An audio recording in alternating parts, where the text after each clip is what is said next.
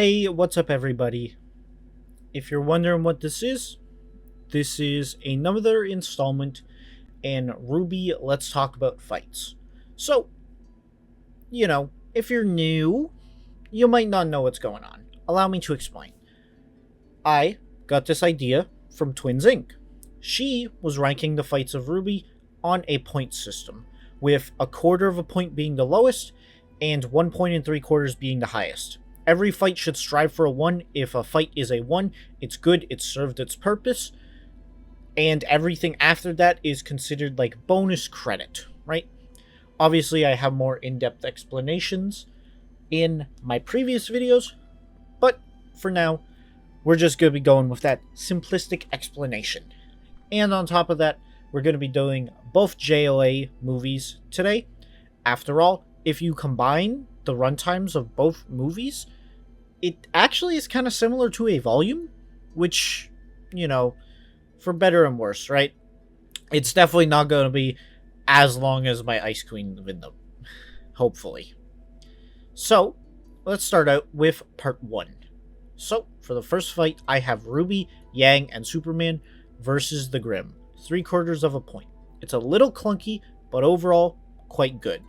And also provides a good introduction to not only Superman in the world of Remnant, but also reintroducing Yang and Rwby. Now, moving on, we have Weiss versus Batman. 1/2 point.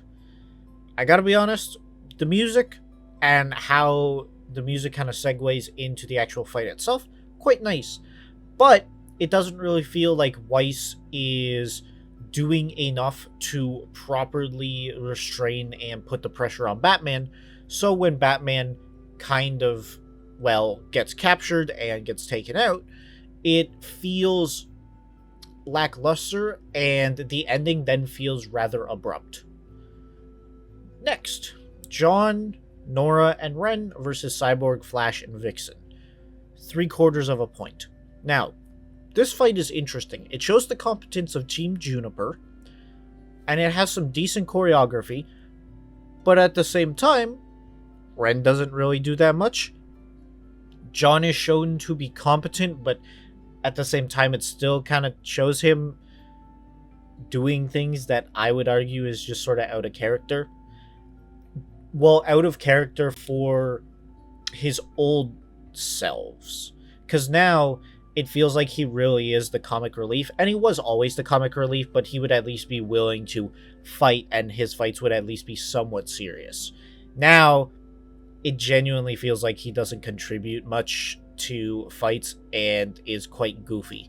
So even when he does do anything remotely competent, it still feels like there's an underlying tone of goofiness, which can hurt it.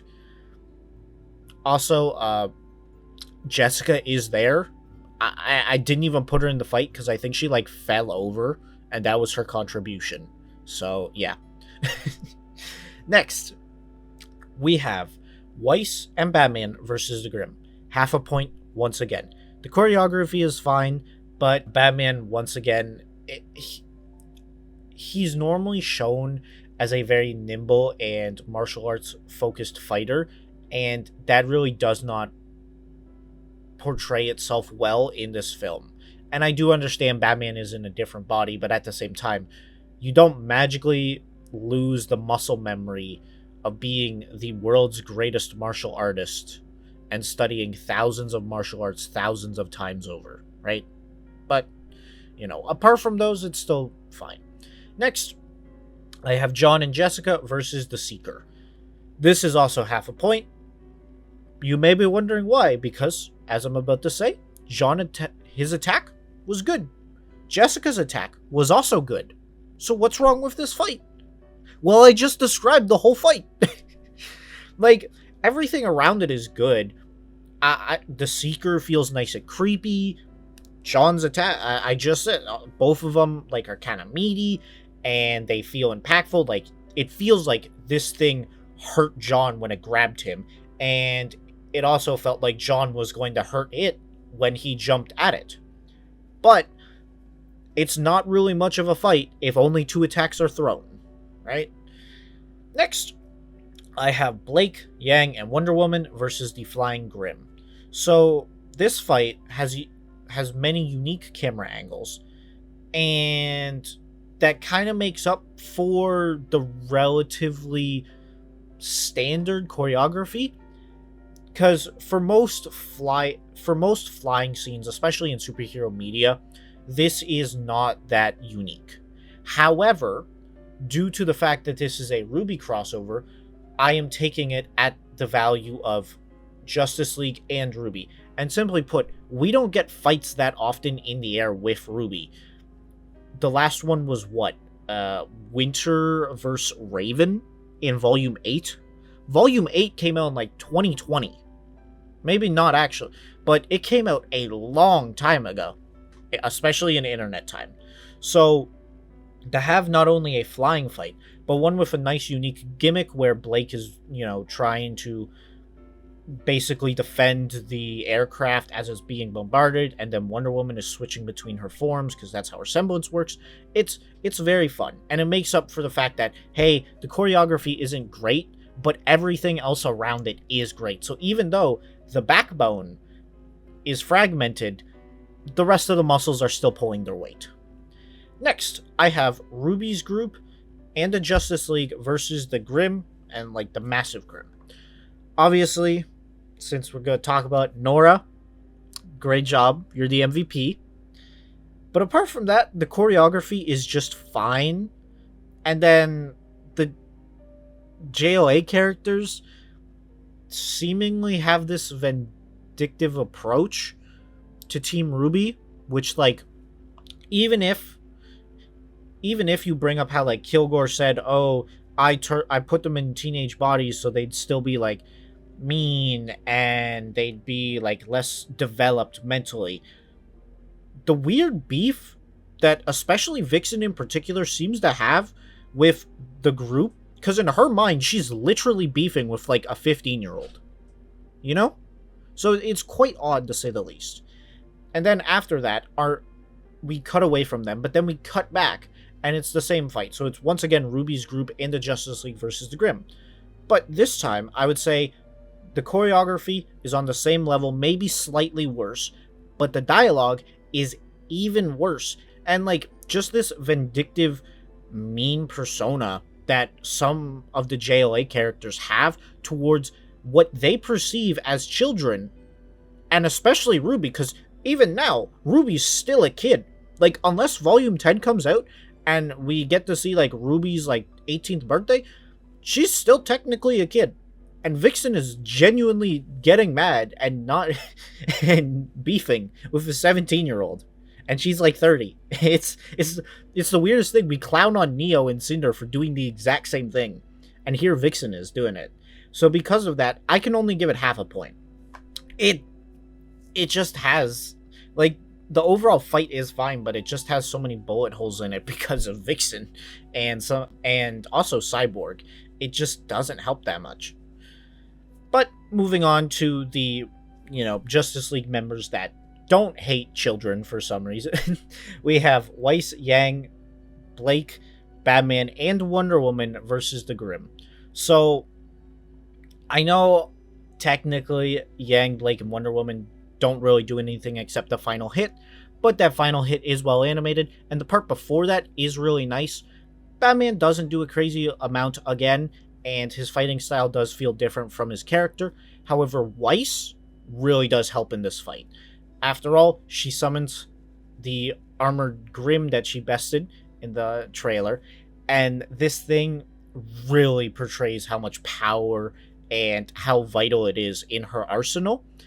And I'm going to be honest, it kind of demonstrates why Weiss uses this over time dilation, because it really gives the sense of overwhelming power and a solid defense, which is something that Weiss's summons, sometimes even in the main show, do not demonstrate.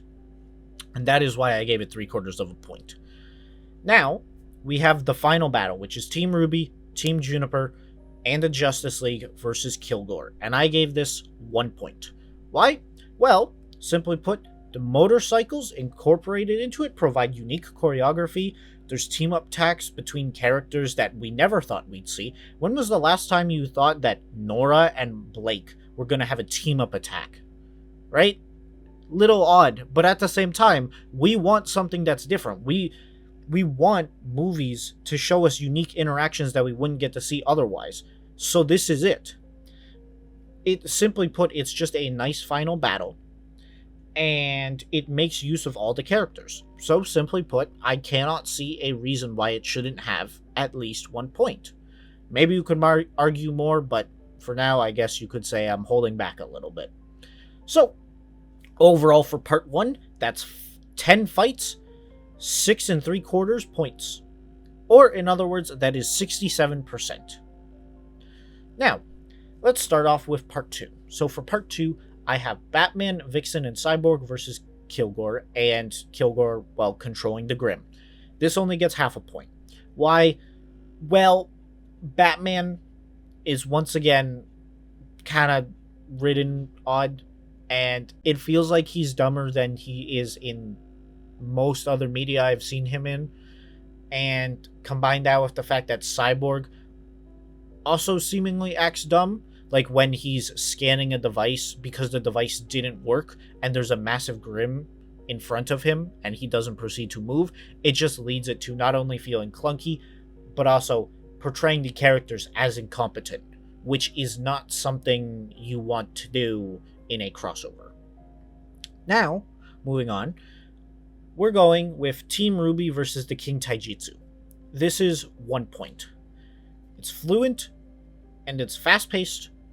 It's not that long, but it makes Rwby feel strong, and it gives this explosive energy, which is built up throughout the film. Throughout the entire film, we hear that Rwby is constantly taking on more danger and getting crazier and crazier.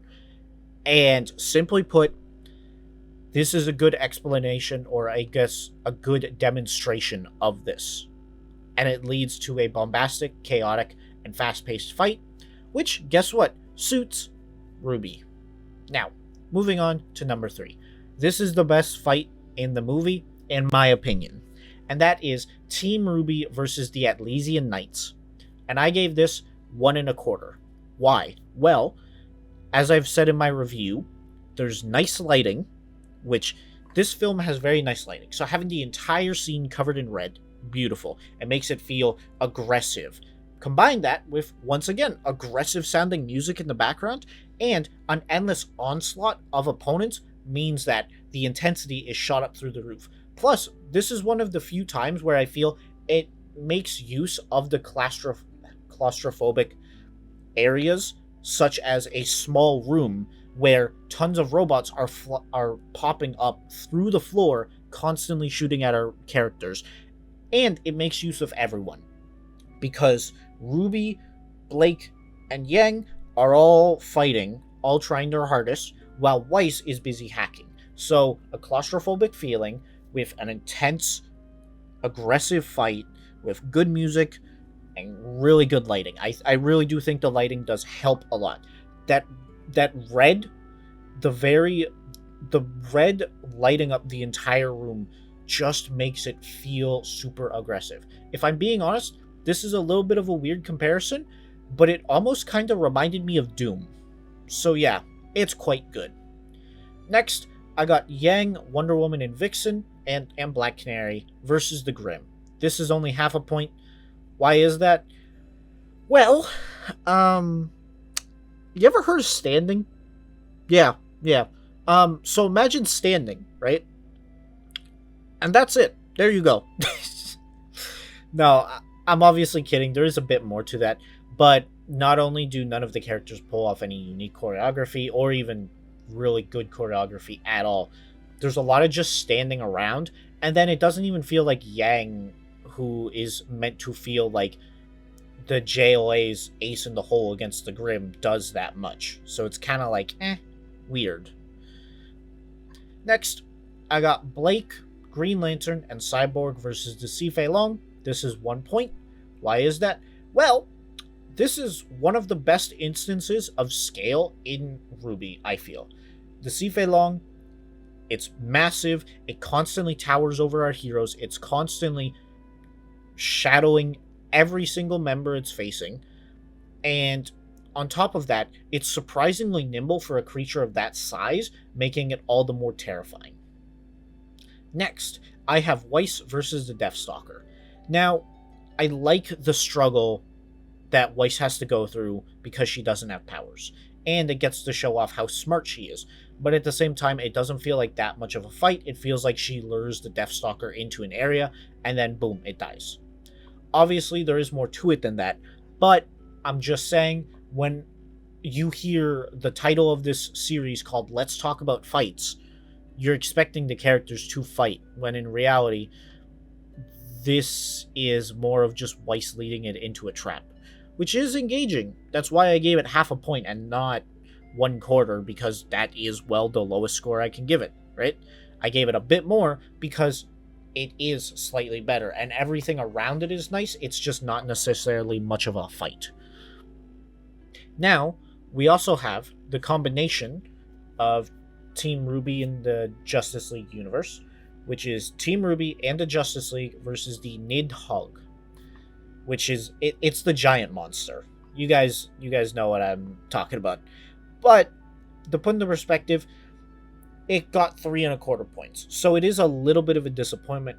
Why is that? Well, most of the characters do not feel that impactful, and it really doesn't feel like everyone is doing their part to take down this massive threat. It more feels like Rwby is hard carrying the team, and like Yang gets one good punch in, I think Cyborg gets one good blast in, I think Wonder Woman literally didn't do anything, and I think Black Canary yelled at the thing once. Superman did punch it, and Flash got bullied by it, so, you know, we're really, you know, pushing the envelope, right? But at the same time, I'm gonna be real with you guys. It's Team Rwby in superhero costumes fighting against a giant monster with the Justice League. Like, there is still some value to be had in it, which is exactly why it gets 3/4 point. Make sense? Good. Now, I am going to be dropping an honorable mention, which is the training scene where Rwby is, you know, training to be better and more accustomed to her powers, and she's technically attacking the stationary targets and, like, dodging gunfire with Superman, but, like, it's not really a fight, but at the same time, it is a nice scene, and it does show Rwby kind of adjusting to her powers, and just everything about it, right? Alright, next, we have the final fight. And this is Team Rwby and the Justice League versus the secret villain, Watts, that you guys definitely didn't know was the villain the entire time. No one predicted Watts. No one did. Doesn't exist. But Watts and Kilgore. And I have 3/4 point. Now, I do not know if this is entirely accurate, but I believe that this is possibly the longest fight in Rwby. And as in, like, longest possible fight that is just one scene. Now, it does drag on a bit too long just due to the fact that it's so long. Like, I think it's over 10 minutes. Or I think it might even be like 20 minutes or something. It's quite long. But at the same time, let's be real. It being that long means that everyone is interacting in a unique way. Everyone has done something in the fight. Everyone had a chance to have a unique character interaction, a unique quote, or do something.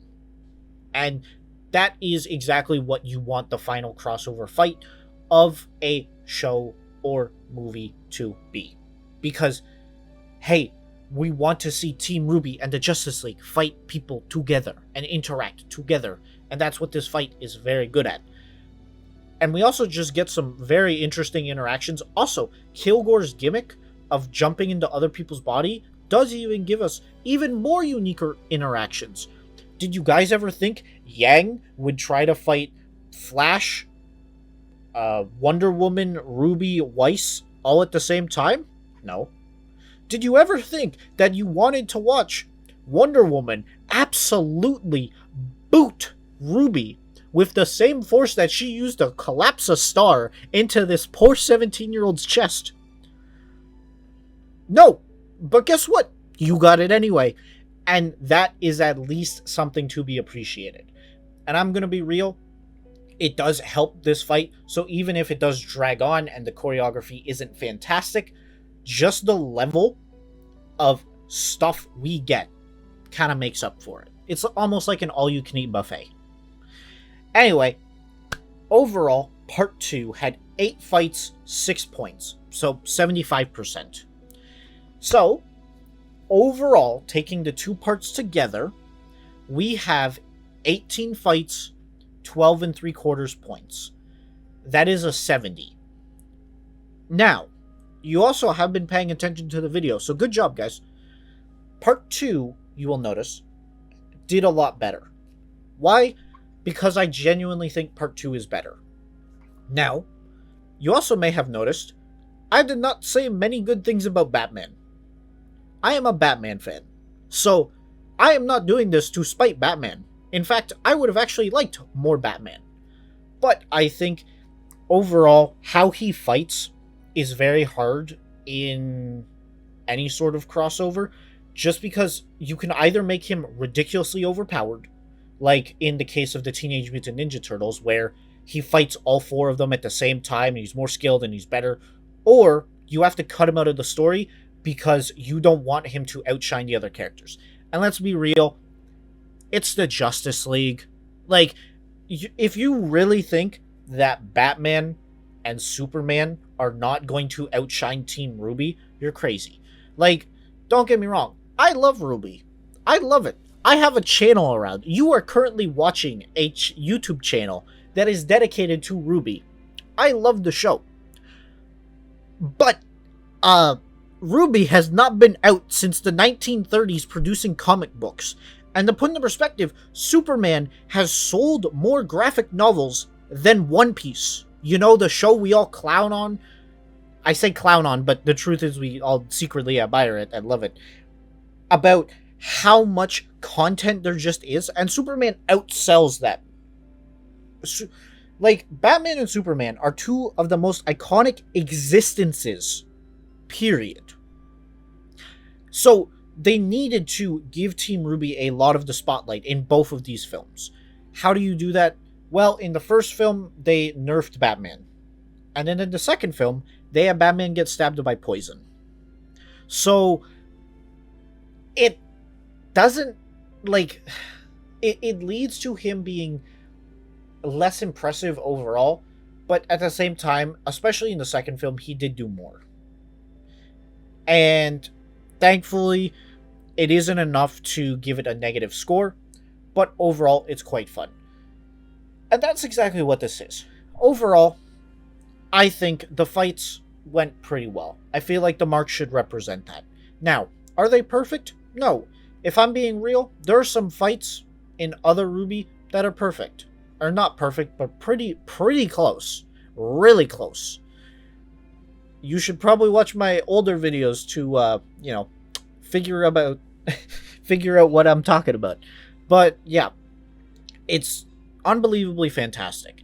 And while this doesn't necessarily prove or push the boundaries of choreography, I do at least see the fundamentals have slightly improved. For example, as I said prior, the lighting is so fantastic in Part 2. I don't know why.